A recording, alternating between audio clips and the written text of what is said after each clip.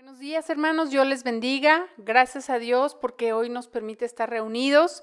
Gracias a Dios porque no hay fronteras, no hay barreras. Podemos seguir reuniéndonos para adorar, para alabar, para estar en un mismo sentir, para buscar que Él nos dirija a través de su palabra.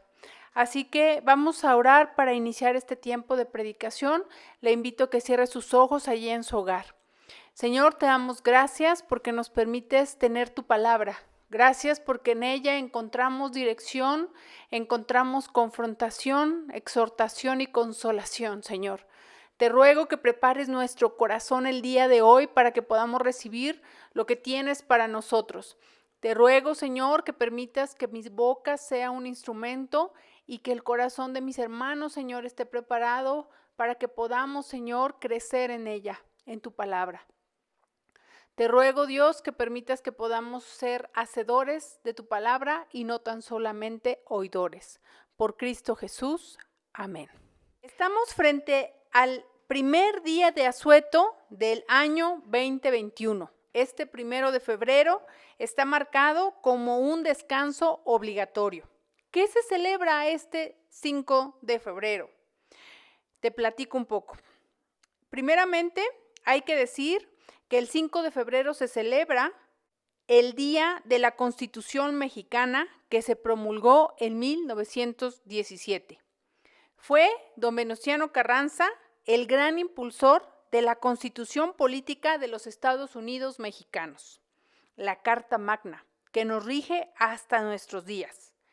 Entonces, como mexicanos, nosotros celebramos la promulgación de la Constitución Mexicana, el final oficial de la Guerra de Revolución en México, el nacimiento de nuestras garantías individuales como mexicanos y la entrada de México a una nueva era, cimentación de un nuevo régimen social, económico y político.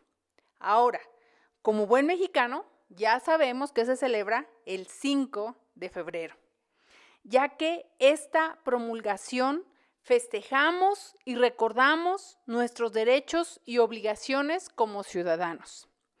En concreto, la Constitución tenía como finalidad velar por los intereses de todos los mexicanos, sobre todo los más vulnerables, estableciendo garantías sociales, derechos y deberes.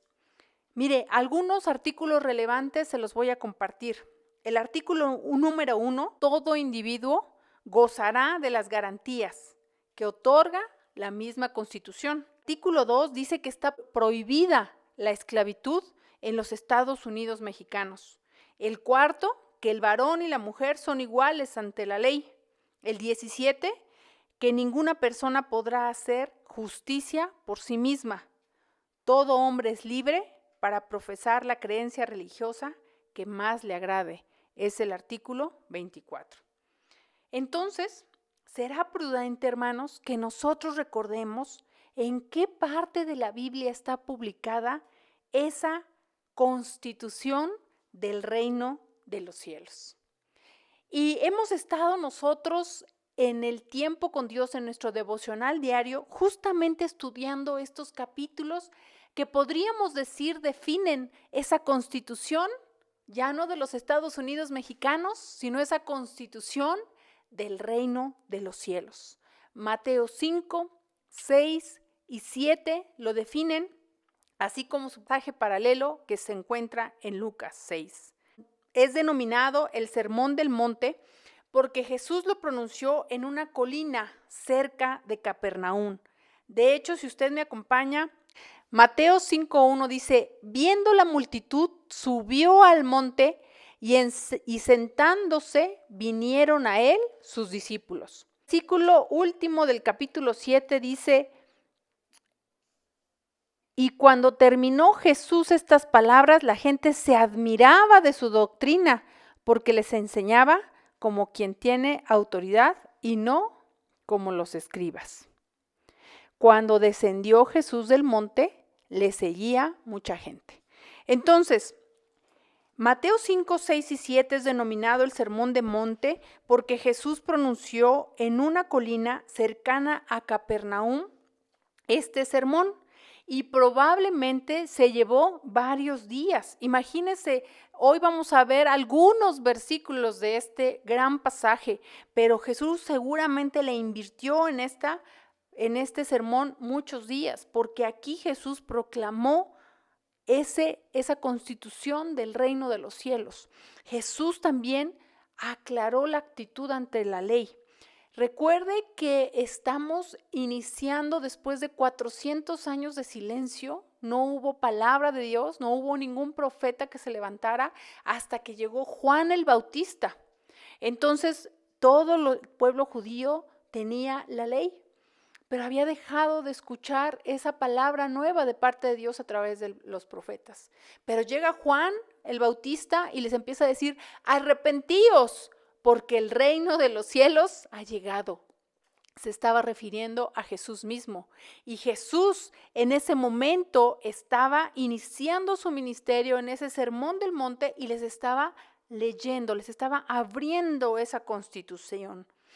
Entonces también aclara Jesús esa actitud hacia la ley, porque les dice en Mateo 5:17, no penséis que he venido yo a abrogar, es decir, a eliminar la ley o los profetas.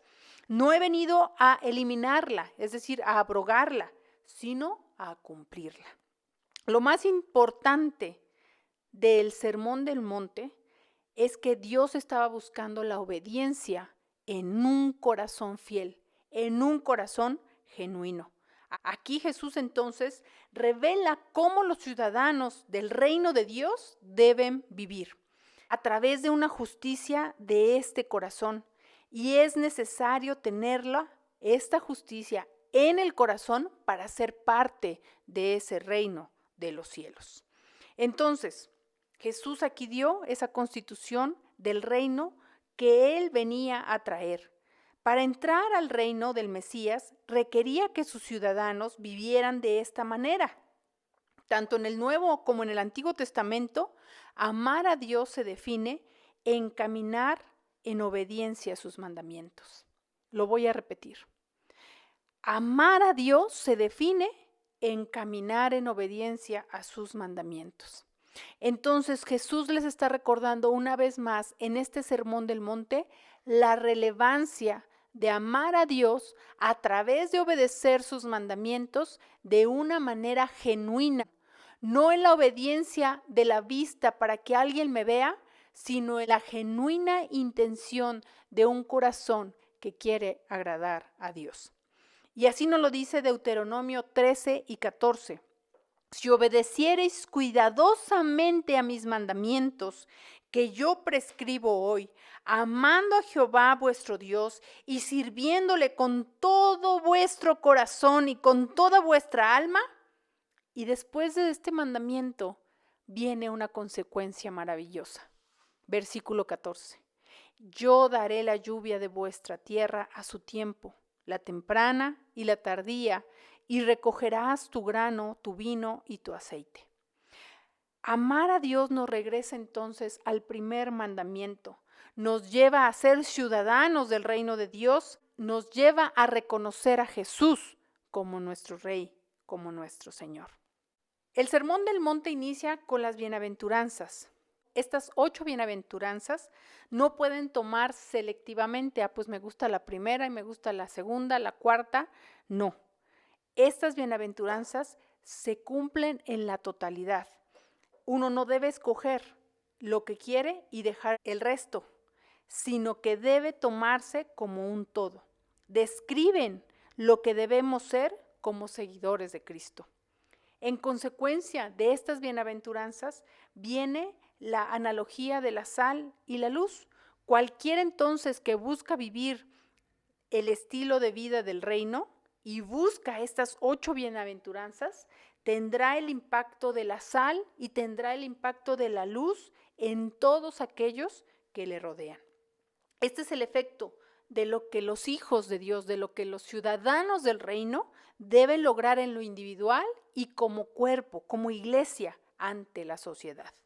Jesús entonces invita a que todos los ciudadanos del reino sean grandes. Acompáñenme por favor a Mateo 5:19. De manera que cualquiera que quebrante uno de estos mandamientos muy pequeños y así enseñe a los hombres, muy pequeño será llamado en el reino de los cielos. Mas cualquiera que los haga y los enseñe, este será llamado grande en el reino de los cielos. Así que Jesús nos está invitando a que nosotros seamos grandes en ese su reino, al vivir de acuerdo a estas bienaventuranzas. Jesús entonces también nos habla de resistir a las 6 tentaciones que también están descritas en Mateo 5, del versículo 21 al versículo 48. Si usted me acompaña con su vista ahí en su Biblia, hay algunos títulos. Primero, la primera tentación que Jesús quiere que evitemos es la ira. El segundo es el adulterio. Tercero, el divorcio, es decir, despreciar la santidad del matrimonio. Cuarto, los falsos compromisos. Aquí nos habla de los falsos juramentos, ¿no? Quinto y sexto están del versículo 38 al 47 y nos habla de la tentación de la venganza a nivel personal por el mal que nos han hecho. Y sexto, evitar la tentación de nuestra falta de amor, de nuestra falta de actividad por aquellos que nos tratan mal. Sed pues vosotros perfectos, como vuestro Padre que está en los cielos es perfecto. Así que Dios está buscando que sus hijos, sus ciudadanos, se esfuercen, se estiren, se llenen de la presencia del Espíritu Santo para que entonces alcancemos esta palabra. Sed perfectos, como vuestro Padre que está en los cielos es perfecto. Jesús describe 5 actividades o disciplinas espirituales que posicionan nuestro corazón para recibir más de su gracia y fortaleza. La primera actividad como un ciudadano del reino de los cielos es que tú y yo sirvamos a Dios, sirvamos a nuestro prójimo. Segundo, que demos, que abramos nuestro corazón, pero que también abramos nuestro bolsillo. Aquí nos lo explica el Mateo 6, del 1 al 4 y posteriormente el versículo 19 al 21. Tercera actividad y disciplina que espera Jesús de un hijo, de un ciudadano del reino de los cielos es orar. Y por eso aquí tenemos el Padre Nuestro. Cuarto, que nosotros perdonemos. Finalmente, Jesús espera que un ciudadano del reino de los cielos ayune. Aquí en el Sermón del Monte, Jesús desafió el orgullo de los líderes religiosos, de los fariseos, de los legalistas. Era un llamado, este Sermón del Monte, al mensaje, al volver al mensaje del Antiguo Testamento, al volver al mensaje de los profetas. Jesús entonces enseña que la obediencia de corazón es más importante que una obediencia legalista. Y vamos a ver un ejemplo que Jesús da respecto del ayuno. Hay un ayuno que no agrada a Dios y hay un ayuno que sí agrada a Dios. Jesús en Lucas 18, del 11 en adelante, da un ejemplo del ayuno que no le es agradable. El ayuno que hace que un fariseo se sienta orgulloso, hace que un fariseo se sienta con ese check en sus actividades cotidianas, pero no en un corazón humillado. La palabra de Dios nos enseña en el versículo 11 que este fariseo oraba en pie consigo mismo de esta manera, diciendo: Dios, te doy gracias porque no soy como los otros hombres, ladrones, injustos, adúlteros, ni aun como este publicano. Y aquí enfatiza: ayuno 2 veces a la semana, doy diezmos de todo lo que gano. Es decir, cumplía con las actividades que se encontraban descritas en el Sermón del Monte como las actividades de un ciudadano del reino. Pero Jesús aquí nos deja ver que la intención de su corazón no era la correcta, que obedecía de forma legalista, pero que no obedecía con el corazón apropiado. Jesús compara la actitud de este fariseo con la del publicano, diciendo: estando lejos, no quería ni aún alzar los ojos al cielo, sino que se golpeaba el pecho diciendo: Dios, sé propicio a mí, pecador. Este hombre reconocía su pobreza en espíritu. Sabía que necesitaba de Dios. Aplicaba, anhelaba esa bienaventuranza en su vida, Por eso decía, golpeándose el pecho, diciendo, Dios, sé propicio a mi pecador. Reconocía su pobreza en su espíritu. Jesús entonces le aclara esa actitud equivocada al fariseo y reconoce la obediencia del corazón en el publicano. Entonces concluye en el versículo 14, os digo que éste descendió a su casa justificado antes que el otro, porque cualquiera que se enaltece será humillado, y el que se humilla será enaltecido. Dios está buscando un ayuno que nos lleve a tener un corazón humillado, un ayuno que nos lleva a tener un corazón obediente, un ayuno que nos lleve a reconocer la necesidad de nuestro espíritu, de la intervención de Dios en nuestras vidas. El ayuno debe producir frutos en nuestro comportamiento. El ayuno debe producir cambios de formas de pensar. El ayuno debe de producir esas acciones de servicio, ese dar generosamente, ese interceder por otro, ese perdonar al que me ofendió. La palabra de Dios nos enseña en Isaías 58 el ayuno que no le agrada y el ayuno que le agrada a Dios. Y el ayuno que le agrada a Dios nos recuerda, nos enlista ciertas características. Si usted me acompaña del versículo 6 y 7, Dios aquí está enseñando cuál es el ayuno que Él escogió. Versículo 6 dice, ¿no es más bien el ayuno que yo escogí? Y ahorita le voy a enlistar algunas características de ese ayuno que Dios escogió. Y vamos a ver que el ayuno produce acciones en nuestras vidas. La primera es desatar las ligaduras de impiedad. La segunda es soltar las cargas de opresión. Tercera, dejar libres a los quebrantados. Cuarta, romper todo yugo. Quinta, dar el pan al hambriento. Sexta, a los pobres errantes albergue en casas. Séptima, que cuando vea al desnudo lo cubra. Y octava, que no nos escondamos de nuestros hermanos. Estas 8 actitudes deben ser producidas por ese ayuno que el Señor escogió. Cuando nosotros ayunamos de esta manera que Dios escoge, de esta manera que Dios le agrada, hay unas consecuencias en nuestras vidas maravillosas, unas consecuencias que nos vuelven a ligar al Sermón del Monte, a los últimos versículos que están en ese Sermón del Monte, porque hay esas consecuencias de vida. Yo le voy a pedir que me siga con su vista en este mismo capítulo 58 de Isaías, del versículo 8 al 12, le voy a estar leyendo en ETV. Quiero que usted y yo entendamos estas consecuencias maravillosas que deben ser formadas en nuestras vidas después de que nosotros ayunamos en ese ayuno escogido, en ese ayuno agradable, en ese ayuno que es una actividad de un ciudadano del reino de los cielos. Entonces, dice la palabra de Dios, su salvación llegará como el amanecer, y sus heridas sanarán con rapidez. Su justicia los guiará adelante y atrás los protegerá la gloria del Señor. Entonces, cuando ustedes llamen, el Señor les responderá, sí, aquí estoy. Les contestará enseguida.